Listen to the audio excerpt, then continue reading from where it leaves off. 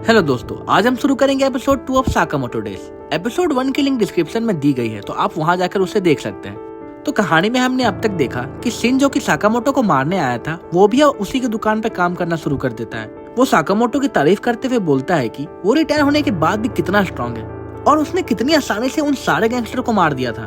उसी वक्त ये बात साकामोटो की वाइफ सुन लेती है, जिसका नाम आओई है। वो साकामोटो से पूछती है कि कहीं वो फिर से हिटमैन का जॉब तो नहीं करने लग गया।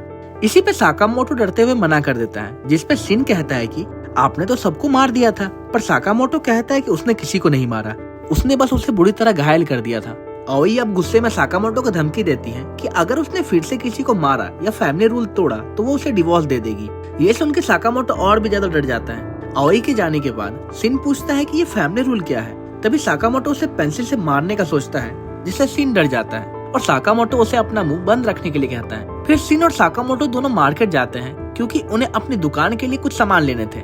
लेकिन साकामोटो तो इतने दूर बस खाने के बंस लेने आया था, जो कि उसकी बेटी को बहुत पसंद है। शिन फिर से फैमिली रूल के बारे में पूछता है, लेकिन साकामोटो उसे कुछ नहीं बताता। तभी अचानक एक लड़की विंडो तोड़कर साकामोटो के ऊपर गिर जाती है, जिससे उसके बंस जमीन पर गिर के खराब हो जाते हैं। कुछ गुंडे उस लड़की के पीछे पड़े हुए थे, जिससे वो लड़ने के लिए रेडी हो जाती है। इस पिंक बाल वाली लड़की का नाम लू साओतंग है।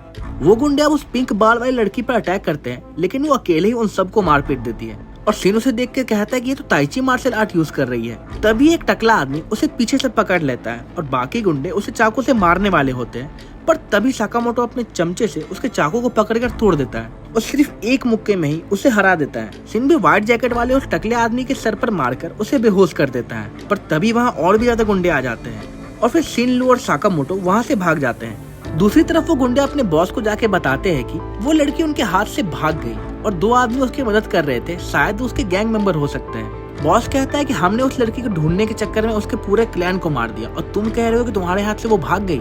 वो आदमी बॉस से माफी मांगता है, पर तभी पीछे से एक टकला आदमी आकर उसके गर्दन को काट देता है और अपने भाई से कहता है कि ये देखो, ये अब भी सांस लेने की कोशिश कर रहा है। इस टकले आदमी का नाम बाचो है और दूसरे का नाम सोनी। ये दोनों भाई है और दोनों ही बहुत खतरनाक किलर्स हैं। बॉस उनसे कहता है कि उस लड़की के पास एक चाबी है जो उसे चाहिए। अगर इनके हाथ वो चाबी लग गई तो वो पूरे ब्लैक मार्केट में राज करेंगे। तो वो किसी भी कीमत में उस लड़की को ढूंढे और अगर रास्ते में कोई भी आए तो उसे वो खत्म कर दे। दूसरी तरफ से इनको पता चलता है कि लू एक फेमस माफिया फैमिली की बेटी है और वो गुंडे लू के पास उस चाबी की खोज में आए थे, जो कि उसके पिताजी ने उसे दिया था। ये चाबी एक हिडन वॉल्ट की है, जिसके अंदर बहुत कुछ है। शिन पूछता है कि तुम इस चाबी के लिए इतना रिस्क क्यों उठा रही हो, क्या ये इतना इम्पोर्टेंट है? लू बताती है कि उसके पेरेंट्स इस चाबी को प्रोटेक्ट करते हुए मारे गए थे और अगर ये चाबी उसने उन गुंडों को दे दी तो वो ऊपर जाकर उन्हें क्या मुंह दिखाएगी। तभी ये कहकर वो वहाँ से जाने वाली होती है, पर साकामोटो उससे पूछता है कि क्या उसे बंस बनाना आता है। लू कहती है कि उसके डैड ने उसे कुछ सीक्रेट रेसिपी सिखाई तो थी, इसलिए वो बहुत ही अच्छा बंस बनाती है। साकामोटो शिन से कहता है कि आज की शॉपिंग यही कैंसिल और हमें इस लड़की को प्रोटेक्ट करना है। अगर ये लोग घर पहुंच गए तो लू को इन सब के लिए बस बनाने पड़ेंगे। तभी अचानक बाचो वहां आकर साकामोटो के मुंह पे एक जोरदार लात मारता है, जिससे वो कहीं दूर जाकर फेंका जाता है। दोनों भाई वहां पहुंच चुके थे और लू शिन को बताती है कि ये दोनों बहुत ही खतरनाक किलर है और कभी अपने टारगेट को जिंदा नहीं छोड़ते। ये सीरियल किलर है जिन्हें लोगों को मारने में मजा आता है और अपने टारगेट के कटे हुए सर का स्केच बनाना इनकी हॉबी है। तभी शिन सोनी को मारने आता है, पर वो उसका हाथ पकड़ लेता है और पूछता है कि क्या तुम गुस्सा हो कि मैंने तुम्हारे मोटे दोस्त को मार डाला। शिन कहता है कि तुम्हें लगता है कि वो मर गए, तुम कितने बुद्धू हो। कोई नया हिटमैन ही होगा जो लेजेंडरी हिटमैन साकामोटो के बारे में नहीं जानता होगा। बाचो लू के पीछे जाकर उसे मारने ही वाला होता है, पर तभी साकामोटो वहां आकर एक फाइट में ही उसे सुला देता है। ये फाइट इतनी ताकतवर थी कि उनका नीचे का छत टूट जाता है। छत तोड़ के ये लोग किचन में जाकर गिर जाते हैं। सोनी कहता है कि चाबी हमें दे दो तो हम तुम्हें आसान मौत देंगे, पर लू कहती है कि ये मेरे पेरेंट्स की आखिरी निशानी है, तो मैं इसे कभी नहीं देने वाली। सोनी कहता है कि तुम्हारे पेरेंट्स ने भी यही बोला था जब मैंने उन्हें मार डाला। ये सुनकर लू गुस्से में हो जाती है और उन पर अटैक करने वाली होती है, पर साकामोटो उसे खींचकर पीछे फेंक देता है। शिन लू को समझाता है कि उसे गुस्से में फैसला नहीं लेना चाहिए, पर लू कहती है कि उस वॉल्ट में उसके परिवार का सब कुछ है, जिसके लिए उन गुंडों ने उनके पेरेंट्स को मार डाला था। सोनी अब लू पर एक चाकू फेंक कर मारता है, पर साकामोटो उसे झट से पकड़ लेता है। लू को अब यहाँ समझ नहीं आता कि उसे बचाने के लिए साकामोटो अपनी लाइफ को दांव पे क्यों लगा रहा है। तभी हम एक फ्लैशबैक देखते हैं जिसमें साकामोटो आओई के लिए एक गिफ्ट लेके आया होता है, लेकिन उसके चेहरे पर खून लगा हुआ था। आओई समझ जाती है कि साकामोटो ने किसी को मारा है और उसका ऐसा कमाया हुआ गिफ्ट भी उसे नहीं चाहिए। आओई कहती है कि अगर वो साकामोटो से काम छुड़वा नहीं सकती तो वो उसके साथ रहने के लायक भी नहीं है, और ये बोलकर वो छत से कूद जाती है। साकामोटो उसी वक्त उसे कूद कर पकड़ लेता है और दोनों नीचे बर्फ पे जा गिरते हैं। इसकी वजह से उन दोनों की जान बच जाती है। आओई साकामोटो से कहती है कि अगर मैं यहाँ मर जाती तो तुम बहुत दुखी होते, इसलिए तुम भी मेरे पीछे कूद गए, और इस फीलिंग को ही प्यार कहते हैं।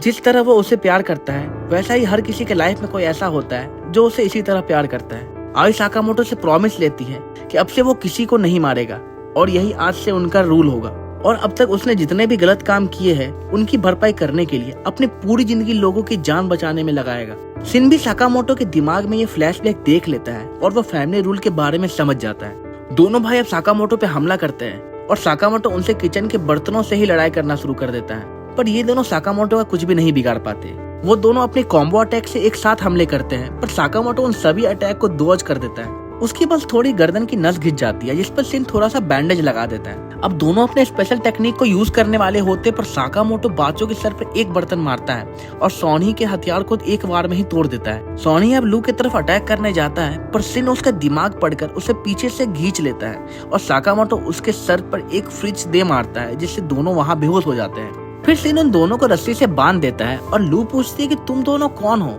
जिसपे साकामोटो कहता है कि हमारा तो बस एक छोटा सा दुकान है जिसपे हम काम करते हैं। दूसरी तरफ बॉस गुस्से में कहता है कि दोनों किलर कहाँ रह गए। वो सीक्रेट वॉल्ट सामने ही था, पर उसे खोलने के लिए एक चाबी चाहिए थी जो कि वो लाने वाले थे। तभी साकामोटो और शिन दोनों किलर को लेके वहाँ आ जाते हैं और बॉस को समझ नहीं आता कि दोनों अंदर कैसे आ गए। तभी लू पीछे से आकर बॉस के गर्दन पर चाकू रख देती है। इसे देखकर बॉस रोते हुए माफी मांगने लगता है। तभी लू उसकी धुलाई कर देती है और बोलती है कि हर बात पे लोगों को मारना जरूरी नहीं होता, हमें अपने पिछले दिन भूलकर आगे के बारे में सोचना चाहिए और खुशी जीवन जीना चाहिए। और ये सारी बात उसके डैड बोला करते थे। तभी लू उस चाबी से वॉल्ट को खोल देती है। उस वॉल्ट में बहुत सारे खजाने पड़े हुए थे, पर साथ ही में कुछ बुक्स, सीडी और टॉयज भी रखे हुए थे, और एक टेबल पर लू के डैड ने एक ड्रिंक भी रखा हुआ था जो कि वो लू के साथ पीना चाहते थे जब वो बड़ी हो जाए। सीन शिफ्ट होता है और हम देखते हैं कि अगले दिन लू भी साकामोटो की शॉप पे काम करने लगती है। साकामोटो शिन से कहता है कि अब वो भी फैमिली के हिस्सा बन गए हैं, इसलिए उन दोनों को भी फैमिली के रूल्स फॉलो करने पड़ेंगे, वो किसी को जान से नहीं मार पाएंगे। दूसरी तरफ एक मीटिंग हो रही होती है जिसमें हमें पता चलता है कि साकामोटो के सर पे एक इनाम रखा गया है, और वो एक छोटा मोटा इनाम नहीं, वो पूरे 1 बिलियन येन का इनाम है। और इसी के साथ ये एपिसोड यहीं पे खत्म हो जाती है। तो दोस्तों, अगर आपको ये एपिसोड अच्छा लगा हो तो इसे लाइक करें और नेक्स्ट एपिसोड के लिए नीचे कमेंट करें, और अगर आपने हमारे चैनल एनिमे युग को अभी तक सब्सक्राइब नहीं किया तो उसे सब्सक्राइब करना ना भूलें।